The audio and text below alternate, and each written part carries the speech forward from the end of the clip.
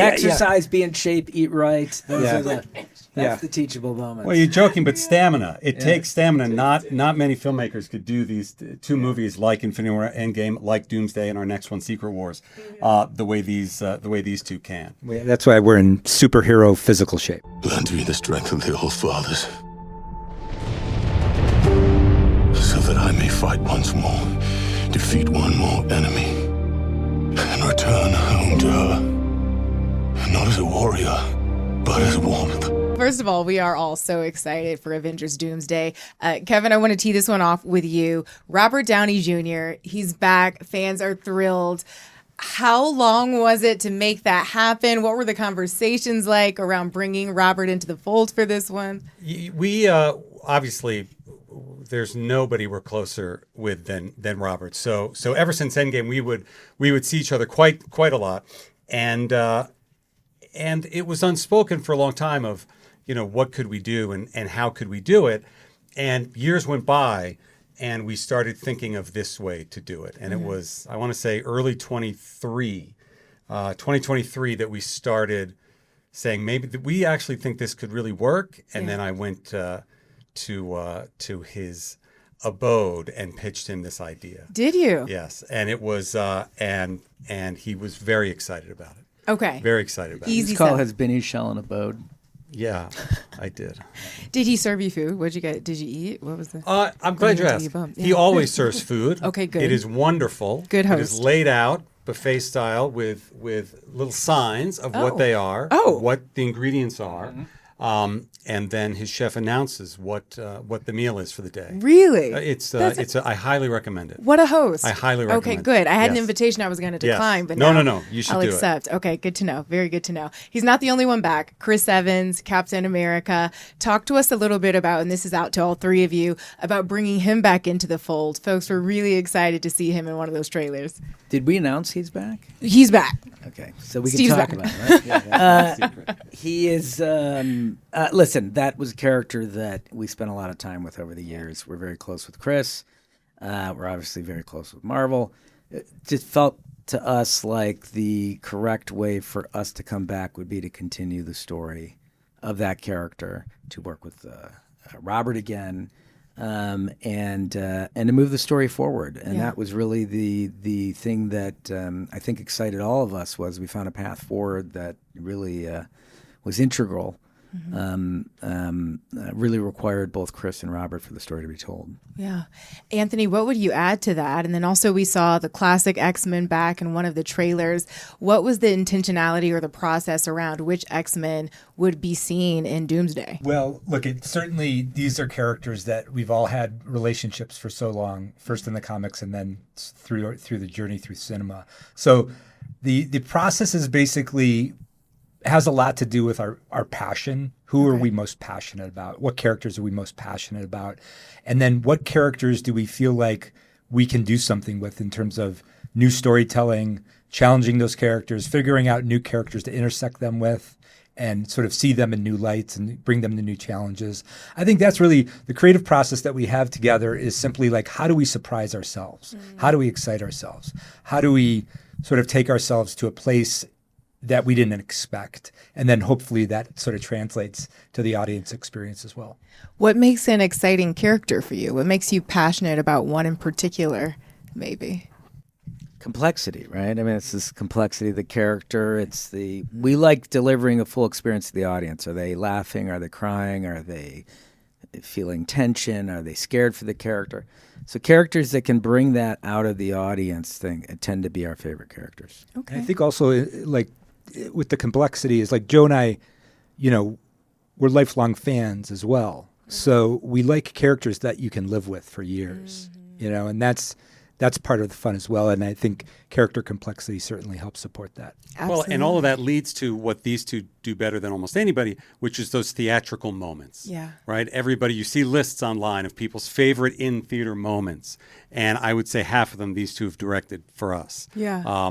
And as they choose the characters, as we choose the stories, you look for what are those moments that are going to evoke that feeling out of the audience that we've been able to do time and time again, so that that trip to the theater is worthwhile. Absolutely. And I mean, speaking of, the characters that we're seeing come back into this world, X-Men specifically, it feels like a full circle moment for you, having worked on those X-Men films all those years ago. What does it mean to have them sort of integrated into the Avengers world in this? Well, look, I think for fans, the notion of having the Avengers and X-Men together for the first time within our cinematic universe is incredibly exciting. It's been something that has been a long time coming. Yeah. For me personally, my career started in 1998 on that first X-Men film. So, no spoilers, but there might be some sets. Or spoilers, some sets that you recognize. Some sets that you recognize from those original films, and being on those sets 26 years later with my now 12-year-old son. Was pretty emotional, and getting to, I had a taste of it on Deadpool and Wolverine, and getting to work with Hugh again, and putting him in a comic accurate costume. That's another thing that is so exciting. Bringing them into our world is getting to frankly do justice to that comic style, and seeing how excited Hugh was on Deadpool and Wolverine, how excited all of the actors, and in particular Jimmy Marsden as Cyclops, being in a comic accurate costume, and the way these guys direct the action with his powers is a sight to behold. Yeah. Infinity War, Endgame, incredible cast, a lot of characters, and yet you all did such an incredible job of giving each character their moment, their due. Walk me through sort of the recipe to balance all of these characters and make sure that they're acknowledged, that the storylines don't just serve the plot, but also give fans what they want when they see them on the screen. I think the key is, we love all of the characters, right? So even though we're dealing with a big ensemble, and even though there's certain characters that carry the heart of the story or sort of the main lines of the story, we tend to have a creative process where we think about the entire movie from each character's point of view and just walk through the film as if the entire movie belonged to that character. And I think that's how we find sort of the greatest possibilities in terms of what those characters can be, how they can intersect with the story, how they can challenge the other characters in the film. But I think that's part of the great fun of the creative process, is really seeing the movie through all these characters' eyes. Yeah. Joe, what would you add to that? I mean, I think that's probably the most painstaking part of the process. It requires a coat of paint, a coat of paint, a coat. You got to work really hard, but also you have to trust the actors that they're going to take care of their characters. They're going to bring to the process their love of the character as well, and tell us moments we may be missing or nuances that are missing. And it's for as large as these movies are, it's a very organic, living process. It's constantly shifting and changing. We're rewriting constantly because something's changing every day. There's a new idea coming. There's a new group of actors who just showed up on set. Now we have to respond to them. Oh my God, that's a great idea. Let's carry this through the script now.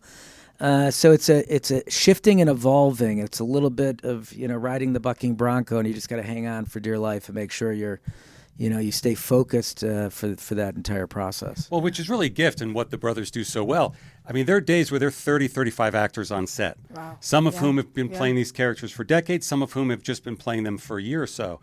And they both make them feel so comfortable that they can begin to further develop the characters. And so much of what we take for granted now is as Chris Evans' Cap is from what Joe Anth brought out of him, and our writer Steve McFeely brought out of him, starting with Winter Soldier and evolving that. So they are able to do that with 30 plus actors on set, and it's very, very remarkable. Yeah. It's a bit of a bucking bronco, I guess, but everybody feels quite comfortable when these guys are in charge. I think part of it, Joe and I work as a team, so we're very comfortable with collaboration. We love collaboration. It feeds our process. So I think we look to everybody, Kevin, the cast, everyone. We just think of a part of it as our collaborative circle. Yeah. With years now to reflect on Infinity War, on Endgame, is there anything as you approach Doomsday that you were like, oh, I'd love to make this happen? We didn't get a chance or an opportunity with those two projects, but maybe now we can. Any teachable moments, any lessons from the first two projects? Oh, God. That many lessons? Lessons? From the first two Avengers movies? Yeah. You know what? It's exercise, be in shape, eat right. Those are That's the teachable moment. Well, you're joking, but stamina. It takes stamina. Not many filmmakers could do these two movies like Infinity War, Endgame, like Doomsday, and our next one, Secret Wars, the way these two can. Yeah. That's why we're in superhero physical shape. As you can tell. Yeah. Got to get those reps in the gym. Very important. But look, I'll answer for one is yes, looking for those theatrical moments because that's what so much of the experience is for us. But also, I will just say what they were able to do with Thanos is something that we're aspiring, and what we think Robert is doing with Dr. Doom, a villain that is as interesting as the other 34 heroes that are in the room. Truly. Yeah. Kevin's touching on a really good point, which is I think the thing that speaks to us the most about these films is a sense of community, right? That they foster in movie-going audiences, that they bring people together. They bring people together to be excited, to cheer together, to laugh together, to cry together. There's not a lot of opportunities to do that right now. And so if we can, it's part of the reason we're back, is if we can bring those moments back to audiences and really, really help to foster that sense of community again in a theatrical space, it means everything to us. It means everything to Kevin. It means everything to the actors. And it's why there's so much blood, sweat, and tears involved in bringing these things to the screen. Yeah. And I know I got to let you guys go, but just lastly, Kevin, you mentioned Secret Wars. I know it's way down the line and you can't give too much away, but how do these two films relate? Well, I think people familiar with the comic stories see that they will relate, but I will say this, they relate in a very different way than Infinity War and Endgame. I think people are expecting a similar connection, and while one certainly does lead into the other, it's in a very different way. And I will say that Secret Wars is as ambitious a project as we've ever embarked on. Yeah. Okay. Well, gentlemen, thank you all so much. I'm going to go text Robert back and tell him I'll come. I'll make it to the dinner party. Have fun. Thank It's you. worth it. Thank you.